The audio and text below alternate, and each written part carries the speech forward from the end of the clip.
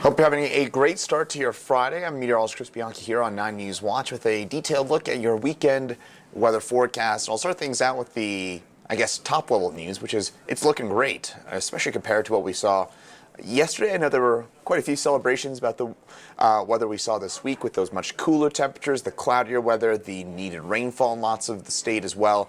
But again, this weekend trending a lot on the nicer side. And we can start to see some of that cloud cover already breaking on up. Still a fair bit of cloud cover, though, over Denver as of 11 a.m. here on this Friday morning. And again, we do have some clouds that still need to be kind of pushed on out of here, and we'll see that take place as we head later on through the weekend. Now, we do still have some isolated showers to talk about. Those will be mainly in the mountains. And by the way, those highest elevations will get some snow as well, 10,000 feet or above. We'll see a little bit of slushy snow accumulating, especially south of I-70.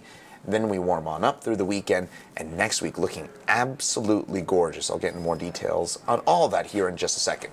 Now, those current temperatures, those clouds limiting us to the upper 50s right now in Denver, 40s and some low 50s into the mountains. Leadville, 43 as usual, one of the lower and cooler spots because of your elevation there in Leadville. But forecast highs for today, we do get on up into the upper 60s to near 70 degrees for us in Denver, some low 70s along the eastern plains.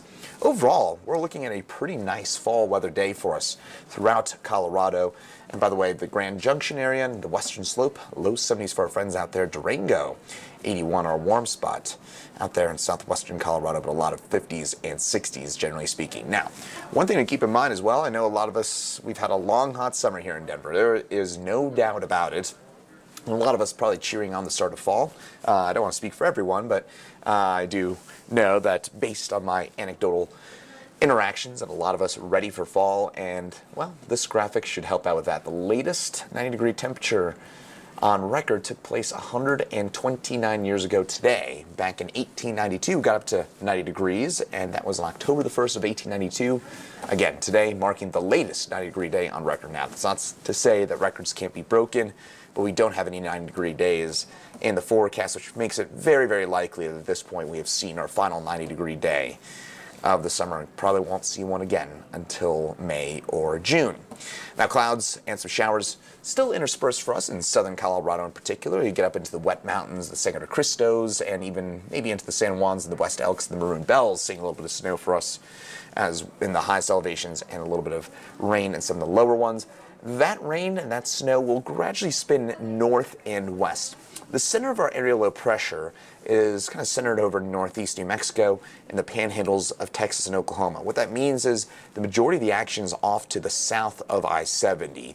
And so if you're joining us from southern Colorado, the San Luis Valley, into the San Juans, as well as maybe even on north into the western slope, and maybe even as far north here as the flat tops and some of the I-70 mountains as well.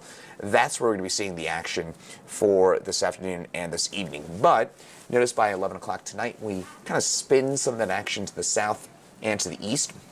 That'll mean that I-70 on north dries on up, and most of the rain and snow will be confined to southern Colorado. So again, we're talking about maybe Monarch Pass on south into Red Mountain Pass and east to Levada Pass. Those will be the areas dealing with some of that snowfall and some of that rain for us as we head over the next few hours, and also seeing those showers into southeastern Colorado as well. Hey, that's good news. We need the moisture really statewide at this point.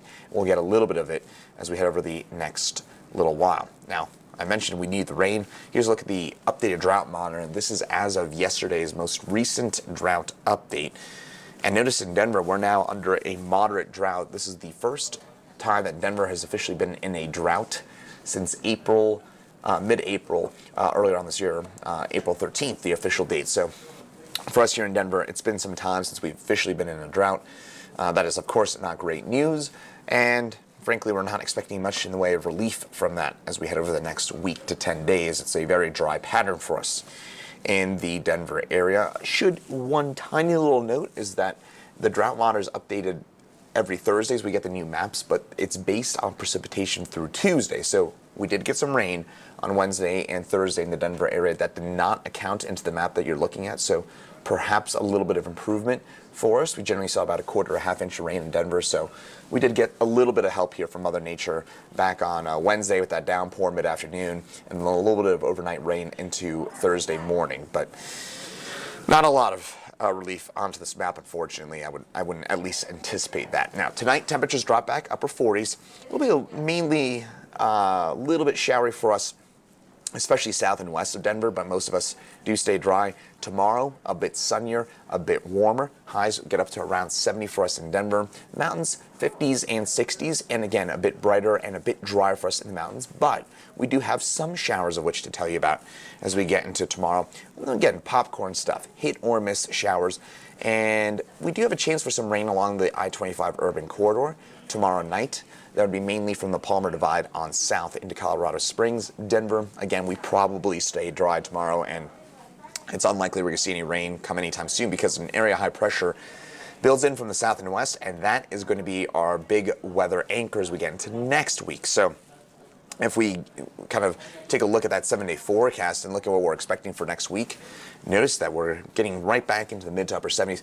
You know what? I think most of us would call this absolutely beautiful weather, but these temperatures, certainly on the warmer side of average, our average high for today is 72 degrees, so by next week that's going to be right around 70. So when we're talking about 75 to maybe even 80 degrees for those highs, that's running about 5 to 10 degrees above where we should be for the first week in the month of October. It's going to feel a bit more mid-September-like here for the start of October. Nothing too crazy hot about this. I don't think we're going to be flirting with record highs or anything like that, but we will be running above average with generally dry conditions as we head over the next few days. So hopefully it's giving you a good idea about the weekend forecast. Looks like Saturday is the cooler of the 2 days. We do have some shower chances if you go up leaf peeping into the mountains. Again, as you head south of I-70, you have the better chances for seeing some of those generally isolated showers as we get into Saturday afternoon and Saturday night. Just keep that in mind. You're going up to Guanella, Kenosha Pass, or the Peak to Peak Highway. Keep in mind also as well as you head north of I-70, we're just about to get past peak. So now's the time to go check out some of that last bit of fall foliage there. Southern Colorado, that fall foliage coming into peak as we head over the next week or so. And I know it's, by the way, been a fantastic year in terms of the fall foliage. I've seen all your photos. We really appreciate them here at 9 News, and we'll take them if you got any more of those. But again, it's been a great year for fall foliage, and we do have generally nice conditions. We get through the weekend. Sunday looking better than Saturday. It looks a bit warmer, and it looks a bit drier than next week. Also looking gorgeous. So hopefully it's giving you a bit of a good idea about that weekend forecast. No real snow for us to talk about in Denver. We're going to stay dry for the next little while. No, next chance for rain doesn't really look to be until next weekend or early the following week. So that's 7 to 10 days out at this point. Hey, thanks for joining us here on 9 News Watch for a detailed look at your weekend forecast. I'm meteorologist Chris Bianchi. Have a great rest of your day and have a great weekend.